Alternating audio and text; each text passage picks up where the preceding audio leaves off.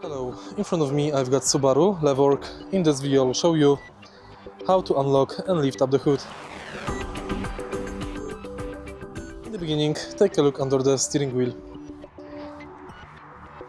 Right here we've got this lever. Pull it and the hood is unlocked.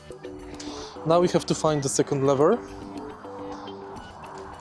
which is usually in the center of the hood.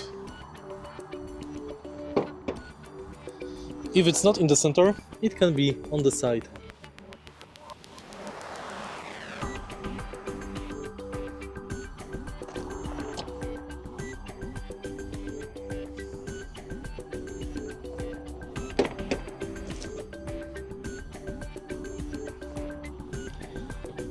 Pull the lever left and lift up the hood.